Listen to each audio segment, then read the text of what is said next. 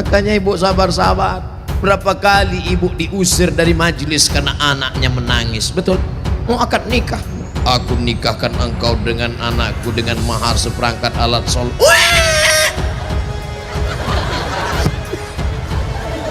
Berapa kali di majelis kematian ibu diusir. Betul? Ada orang kaya meninggal, datang anaknya, mantunya, cucunya pakai baju hitam semua. Nama kelompoknya Men in Black. Sudah siap-siap mau menangis bersandiwara. 1, 2, 3. Rupanya anak ibu lebih kuat lagi nangisnya. Akhirnya tuan rumah marah, pergi pulang bawa anak. Berapa banyak ibu yang malu di depan orang banyak karena anaknya ingin naik mobil tetangga yang lebih mewah, lebih mahal.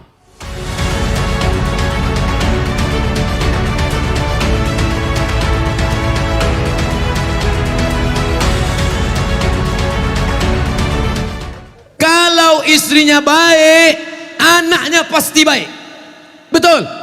Tapi kalau suami baik, anak belum tentu baik. Betul?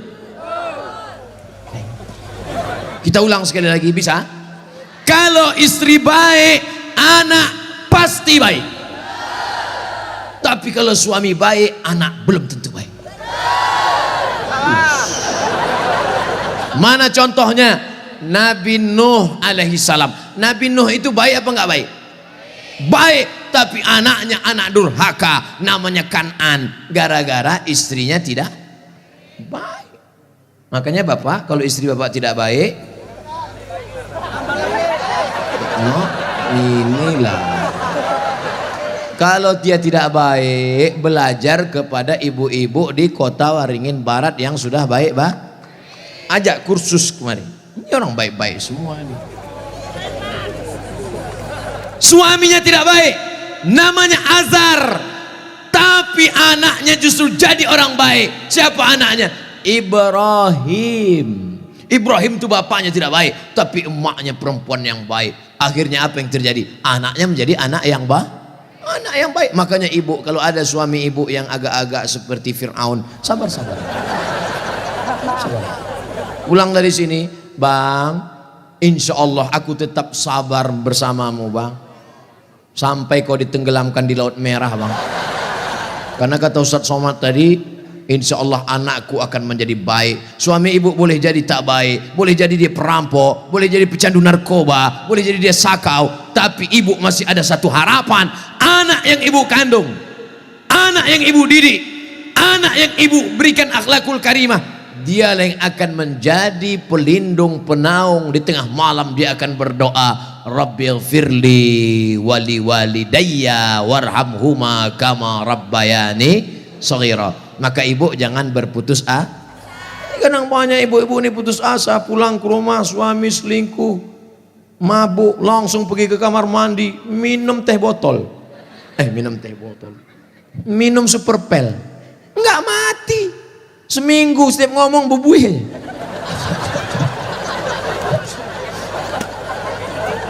Ibu harus tegar, ibu harus kuat, ibu ada harapan. Harapan ibu siapa? Anakku akan jadi polisi, amin.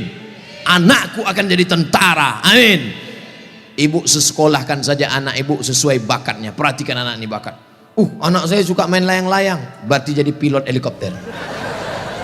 Anakku suka mandi hujan, angkatan laut. Anakku suka ngembus-ngembus semprit, dua kemungkinan. Bisa jadi polisi, razia. Bisa jadi wasit sepak bola. Yang parkir jangan. Ibu jangan sebut tukang parkir.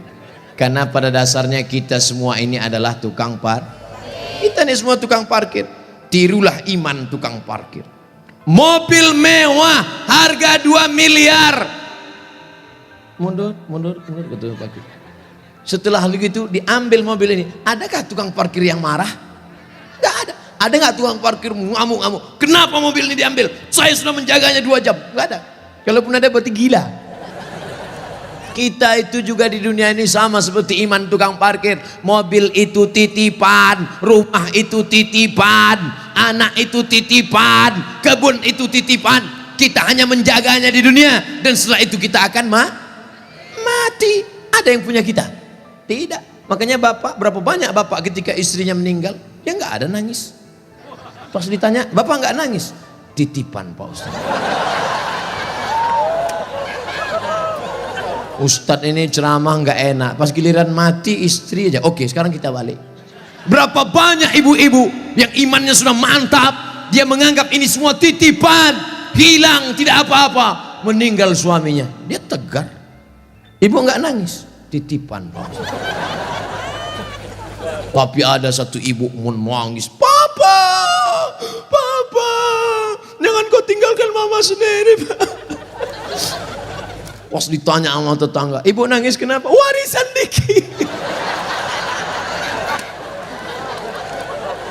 Tapi itu tidak ada di Kobar. Jauh di sana, jauh di pinggiran-pinggiran Pangkalan Bun. Yang di sini semuanya baik-baik, betul? Ibu menerima mereka bukan karena hartanya, tapi karena mereka mampu membimbing ibu dan anak-anak mencari ridho Allah Subhanahu wa taala. Ibu yang malam ini datang menggendong anak, ibu yang malam ini datang menyusukan anak, insya Allah anak itu yang nanti akan menjadi pemimpin-pemimpin bangsa di masa ini. Makanya ibu sabar-sabar. Berapa kali ibu diusir dari majelis karena anaknya menangis, betul? Mau akad nikah, aku nikahkan engkau dengan anakku dengan mahar seperangkat alat sholat.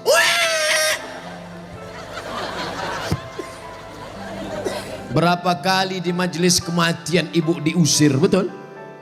Ada orang kaya meninggal, datang anaknya, mantunya, cucunya pakai baju hitam semua. Nama kelompoknya Men in Black. Sudah siap-siap mau menangis bersandiwara. 1, 2, 3.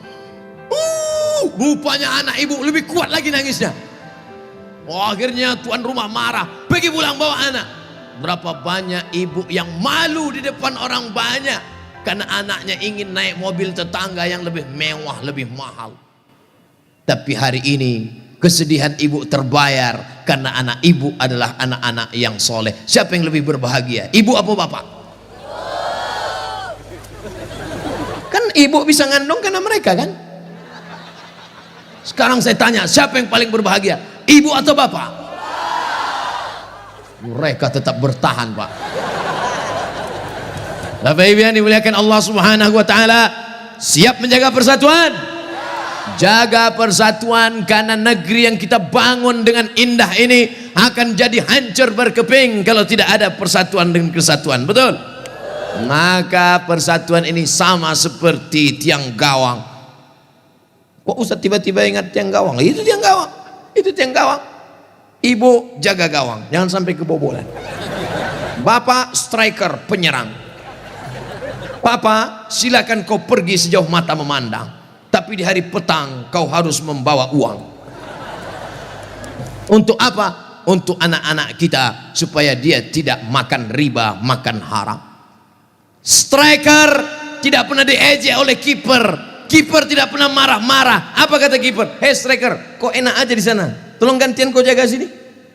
Tidak ada, karena mereka sudah siap bagi-bagi itu, bagi tugas. Ceramah di tanah lapang, Ustaz Somad. Ceramah di stadion, Ustaz Somad. Ceramah di TV, Ustaz Somad. Ceramah di YouTube, Ustaz Somad. Tapi yang ngajar di pesantren, yang ngajar di ma'had, yang ngajar di sekolah, para habaib dan ulama, kami udah bagi-bagi tugas.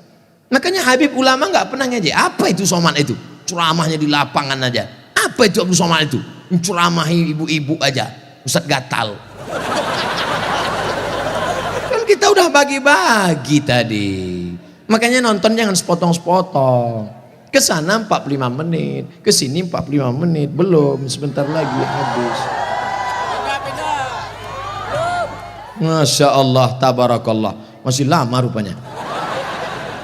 Saudara yang dimuliakan Allah Subhanahu wa taala, di tempat laki-laki Abdul Somad bicara 3, bersama, jaga persatuan kesatuan. Yang kedua, ramaikan masjid dengan sholat berjamaah. Yang ketiga, makmurkan masjid dengan belajar agama, fikih, hadis, tafsir. Siap mengamalkan yang 3? Yang perempuan, yang pertama, ibu jangan sedih, ibu jangan depresi, hadapi masa depan. Didik anak-anak menjadi anak-anak yang soleh dan solehah. ada pondok pesantren di Kobar. Tamat SD.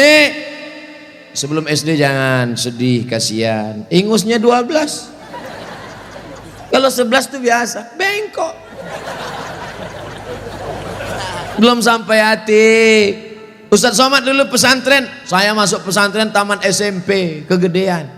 Yang paling bagus tamat SD, masuk pesantren. Siap memasukkan anak ke pesantren tamat SD? Janji? Ibu ingat, ibu punya uang banyak, belikan dia gadget, belikan dia motor, belikan dia mobil. Dia kaya, dia banyak uang, dia ganteng, dia cantik, tapi dia sakau, gemetar, sakit, gak ada gunanya. Makanya benteng terakhir menjaga anak-anak kita adalah pondok pesantren. Tapi pesantren ini kadang-kadang nasib bak kerakap tumbuh di batu, hidup segan mati tak mau. Santrinya 1000, WC-nya 10. Ngantrilah santri-santri, wajahnya biru, menahan serangan. Maka ceramah saya di Palembang, Ustadz Abdul Somad saksikan hari ini sumbangan 52 unit. 52 unit apa Kiai? WC. Mantap, bagus, itu yang perlu. Maka yang kaya-kaya datang besok pondok pesantren. Nggak ada gunanya pengajian banyak-banyak, mubazir. Innal mubazirina kanu ikhwana syayatin. Orang mubazir saudara setan. Kalau ada orang kaya tidak peduli pesantren, kalau ada orang hebat, pejabat tidak peduli pendidikan agama, mubazir. Setan tidak menggoda dia lagi. Pas setan menggoda, ayo masuk neraka. Kata setan sendiri, nggak usah bro, dia saudara kita. Hai bro, kata. Oleh sebab itu maka pertama yang ingin disampaikan Abdul Somad khusus kepada ibu-ibu, jangan pernah bersedih hati. Masa depanmu ada pada anak-anak. Tataplah mereka masa depan, tapi tentu dengan bahasa ibu. Bahasa ibu paling ngerti dengan anak. Jangan pulang dari sini anaknya dikumpul semua assalamualaikum. Nggak mesti diceramahi. Ibu usap kepalanya, ibu tiup-tiup. Kau akan menjadi pemimpin masa depan nak. Doa ibu luar biasa. Ibu kalau marah sama dia jangan panggil dia setan. Setan. Tuyul. Jangan panggil dia. Calon bupati kota Waringin Barat. Gitu cara manggilnya. Calon anggota DPD. Gitu. Insya Allah dia jadi nanti insya Allah. Amin. Karena ibu mulutnya luar biasa, berbisa bu. Ibu ngomong salah saja diaminkan malaikat. Maka jangan pernah bicara yang tidak baik, bicara yang baik-baik. Sampai ada seorang laki-laki di zaman Bani Israel sebelum Nabi Muhammad SAW, namanya Juraij. Siapa namanya? Juraij. Ada orang Pangkalan Bun namanya Juraij? Belum ada. Nah, ibu yang hamil-hamil nanti kasih nama anak Juraij. Hai Juraij. Kepala sekolah salah tulis George. Ibunya lewat di depan tempat ibadah Juraij. Apa kata ibunya? Ya Juraij. Juraij merasa Tuhan lebih mulia. Aku tidak perlu menyambut panggilan anak. Aku tidak perlu menyambut panggilan ibuku. Dipanggil kedua kali. Ya Juraij. Juraij mengatakan Tuhan lebih mulia. Ngapain aku menyambut ibuku? Panggilan yang ketiga, ya Juraij. Anaknya tidak menyambut juga. Akhirnya tercetus dari mulut ibunya. Apa kata ibunya? Allahumma la tumithu hatta turihi wujuhal mumisat. Jangan matikan Juraij sebelum matanya melihat wanita tuna susila. Mohon maaf, perempuan tidak baik, PSK, WTS, entah apa lagi namanya. Dikabulkan Allah. Tidak lama setelah itu ternyata ada seorang perempuan pengembala kambing. Hamil, bukan kenyang. Hamil, ditangkap, ditanya, hei perempuan, siapa suamimu? Siapa yang menghamilimu? Perempuan itu menjawab, Juraij. Yang menghamili saya adalah Juraij. Kira-kira masuk akal nggak Juraij menghamili perempuan yang nakal ini? Tidak, bukan dia, tapi fitnah. dipertemukan Juraij dengan perempuan nakal. Rupanya Allah hanya ingin mengabulkan doa si ibu. Kata si ibu, jangan matikan Juraij sebelum matanya melihat wanita tuna. Akhirnya matanya memang betul-betul melihat wanita tuna susila. Melihat, padahal tidak mungkin ahli ibadah ketemu dengan wanita tuna susila. Kalau Satpol PP ketemu wanita susila memang bisa. Razia maksudnya. Mohon maaf Pak Satpol PP. Ini Juraij, orang soleh, akhirnya ketemu, mengaku, siapa yang mengambilmu? Ini Juraij. Ditangkap Juraij, difitnah Juraij. Ternyata kau jahat Juraij, kerjamu ibadah, rupanya pekerjaanmu di balik ini semua menodai pengembala kambing. Dihancurkan tempat ibadahnya, hancur berkeping. Kata Juraij, jangan bunuh aku sebelum anak ini lahir. Setelah anak itu lahir, ditusuk Juraij pakai pusar, pakai telunjuknya, tusuk. Juraij bertanya kepada anak yang baru lahir itu, who is your father? Itu bahasa Pangkalan Bun. Siapa bapakmu? Anak itu menjawab, ra'il ghanam, koboi. Bapak saya adalah pengembala kambing. Akhirnya mereka cium kaki Juraij. Mereka bangunkan tempat ibadah Juraij dari emas. Juraij tersenyum. Ini skenario Allah hanya ingin menunjukkan betapa makbulnya doa seorang. Kira-kira ibu bisa nggak menceritakan itu ke anak cucu ibu nanti? Nggak usah dihafal, hidupkan aja MP3-nya. Cari nanti Abdul Somad Pangkalan Bun, Abdul Somad Official, subscribe, like, and share. Anakku, kau jangan melawan ibu nak, karena kalau ku katakan kau jadi katak, kau langsung jadi hantu. Nih ceramah Ustadz Somad tadi malam, dengar baik-baik. Gimana? Iya mah, itu insya Allah ibu anaknya semua baik-baik ya. Yang lalu-lalu apa boleh buat tai kambing bulat-bulat. Nasi sudah jadi tai ayam. Nasi tidak bisa kita rubah lagi bu, tapi yang akan datang kita perbaiki. Cucu-cucu yang sudah lahir sudah besar nggak bisa lagi, tapi ibu punya anak perempuan, kasih tahu sama anak perempuan ibu, kamu kalau hamil banyak-banyak baca sholawat. Kalau amil kata kiai, kata Habib, banyak-banyak baca surat Yusuf nak. Tapi dia salah sangka, disangkanya kalau baca surat Yusuf anaknya ganteng macam Nabi Yusuf. Pas lahir hitam pesek pendek. Wah kiai, Habib, kenapa anak saya begini? Kiai sama Habib nggak marah, mereka nggak pernah marah. Kenapa anak saya begini? Saya susah baca surat Yusuf. Kenapa anak saya nggak ganteng seperti Nabi Yusuf? Sama suami ente mana? Ini suami saya sama kan?